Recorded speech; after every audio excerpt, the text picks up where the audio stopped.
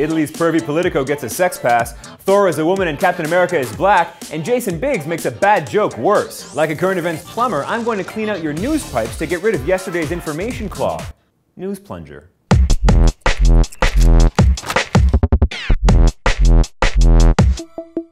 First up, former Italian Premier Silvio Berlusconi has been acquitted by an Italian appeals court in his sex-for-hire case with an underage prostitute. The 77-year-old politician is infamous for throwing sleazy sex-fueled bunga bunga parties.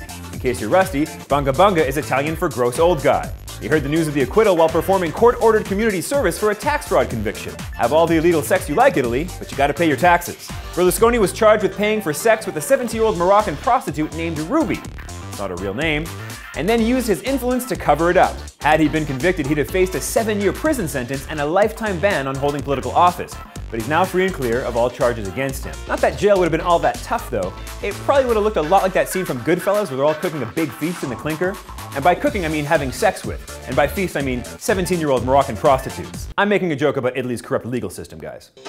Next up, Marvel Comics announced this week that Thor will be a woman and Captain America will now be black. Yes, indeed, after Thor loses his hammer, the only man deemed worthy to pick it up will in fact be a woman. Marvel confirms that she, whoever she is, will be Thor indefinitely from that point on.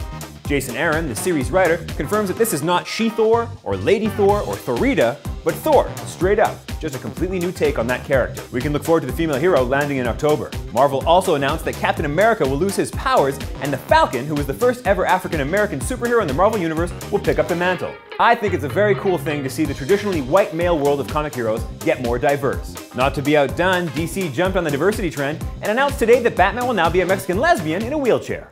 Last up, Jason Biggs is taking serious heat after he tweeted a joke about Malaysian Airlines after they had just lost a plane to a terrorist attack. So here's the gist. Biggs tweets, "Anyone want to buy my Malaysian Airlines frequent flyer miles?" on Thursday morning shortly after news of the downed plane broke.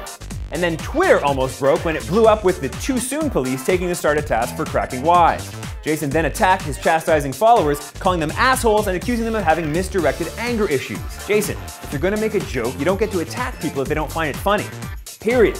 Some people may disagree with me, but I actually don't believe that some topics are off limits, with one hugely important caveat. The joke has to be funny, which is the only point of making a joke.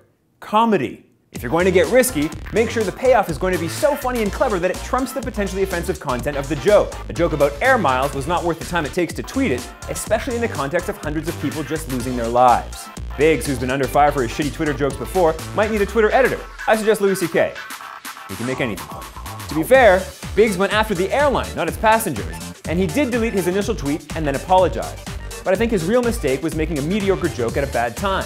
Someone shot a missile at that plane and killed a lot of people, and we're going after some actor for making a lame joke. The terrorists have won, guys. Okay guys, that's it for the dispatch. Share your comments with us below and share this video a whole bunch of times. I'm thinking 8, maybe 9. Nope, 8.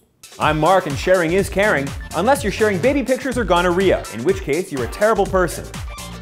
Nobody wants those.